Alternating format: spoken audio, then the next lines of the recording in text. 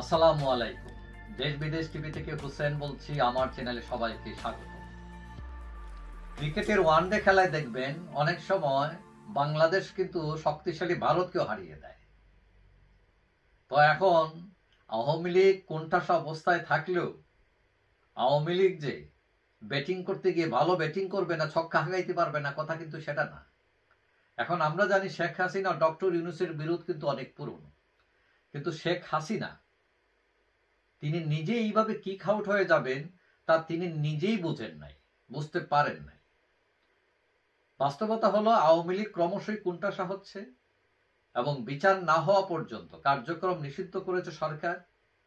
এবং শোনা যাচ্ছে এখন সরকার নিবন্ধন বাতিলের দিকে ও যেতে পারে, আওয়ামী লীগ যাতে ইলেকশন করতে না পারে।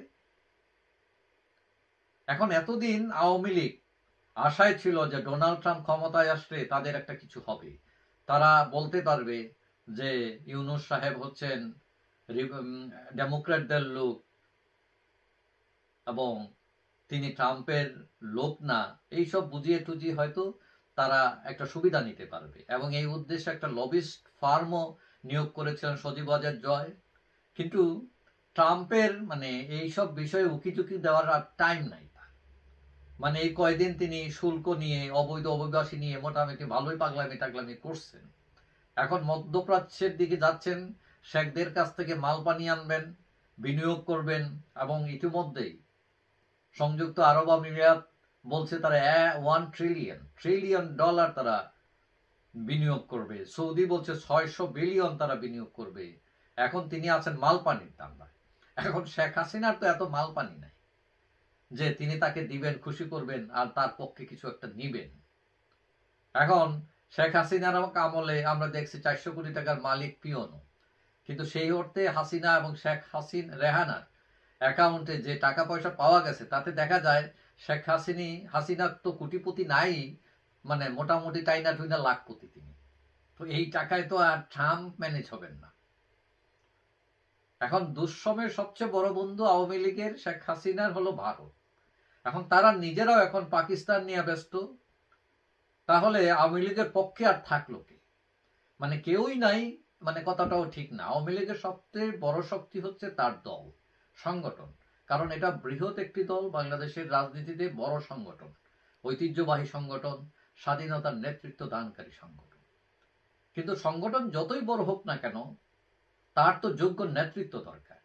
বিগত আওয়ামী লীগ সরকারের 15 বছরের শাসনে ব্যাপক উন্নয়ন হলেও ওই যে জোর করে ক্ষমতায় থাকা, বিরোধী দমন, হত্যা, গুম, তারপরে এই যে লুটপাট, এইসব ব্যাপক ধ্বংসাত্মক কাজও করেছে আওয়ামী লীগ। এবং একে ট্রাম্প কার্ড বানিয়ে বৈষম্য বিরোধীরা কিস্তিমাত করে। এখন প্রশ্ন উঠেছে, এই যে নাগরিক বলেন, নাগরিক পার্টি, জামাত, হেফাজত, তারা আওয়ামী লীগের বিরুদ্ধে কতদূর যেতে পারবে? তারা কি আওয়ামী লীগকে হারাতে পারবে নাকি নিজেরাই হেরে যাবে? কারণ আওয়ামী লীগের শক্তির কাছে এদের শক্তি খুবই ক্ষুদ্র। এখন এই ক্ষুদ্র শক্তি কি বৃহৎ শক্তিকে হারাতে পারে কিনা?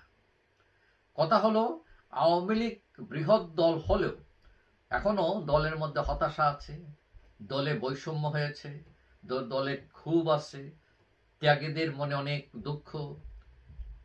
এবং তারা কেউ কেউ মনে করেন এখন যে আমাদের হাতে লবণ রাইখা তোমরা জলপাই খাইবা, এটা হবে না। এখন এই দুর্দিনে শেখ পরিবার কোথায়, হাইব্রিডরা কোথায়? এবং অনেকেই যারা ত্যাগী নেতা এরা হতাশ। সুতরাং আওয়ামী লীগ বৃহৎ দল হলেও এখন আওয়ামী লীগের অনেকেই একদম ইনঅ্যাক্টিভ, কাজে কর্মে নাই। সুতরাং আওয়ামী লীগ গুড ফর্মে আছে এটা বলাই যাবে না। এখন এই যে আওয়ামী লীগের এই অবস্থা, এই অবস্থাকে কাজে লাগাবে বা লাগাচ্ছে আওয়ামী লীগ বিরোধীরা এবং সরকার। এখন এক্ষেত্রে আপাতত তারা জয়ী হলেও এই জয় কিন্তু দীর্ঘস্থায়ী হবে এটা আপনি বলতে পারেন না। কারণ আওয়ামী লীগ ঘুরে দাঁড়ানোর শক্তি রাখে এবং ইতিপূর্বে অনেকবার দাঁড়িয়েছে, সেই প্রমাণও আছে আওয়ামী লীগে। কিন্তু কথা হচ্ছে যে ঘুরে দাঁড়াবে সত্য, কিন্তু তখন শেখ হাসিনা থাকবেন কিনা এটা সন্দেহ আছে। তবে আওয়ামী লীগ থাকবে, এটা ডেফিনেটলি। মজার ব্যাপার হচ্ছে বিএনপি মনে মনে জয়ের খোয়াব দেখলেও তারা জানে না যে মাঝে মধ্যে কাকের বাসায় কোকিলও ডিম পারে। এখন তাদেরকে বিতাড়িত করে দিয়ে কোকিলরা কিন্তু এসে ডিম পাড়তে শুরু করতে পারে, এবং এই কোকিল কারা এটাও জাতি জানে, সাধারণ মানুষ এখন জানে। সুতরাং বিএনপির প্রয়োজনে আওয়ামী লীগকে আবার তারা কাছে টানতে পারে এবং রাজনীতির হিসাব নিকাশ বদলে যেতে পারে। তখন প্রশ্ন দেখা দিতে পারে যে আওয়ামী লীগ আসলে হারবে না, আওয়ামী লীগ হয়তো জিতবে। যাই হোক, সবাই ভালো থাকবেন। আশা করি দেখা হবে অন্য কোনো ভিডিওতে ইনশাআল্লাহ। আল্লাহ হাফেজ।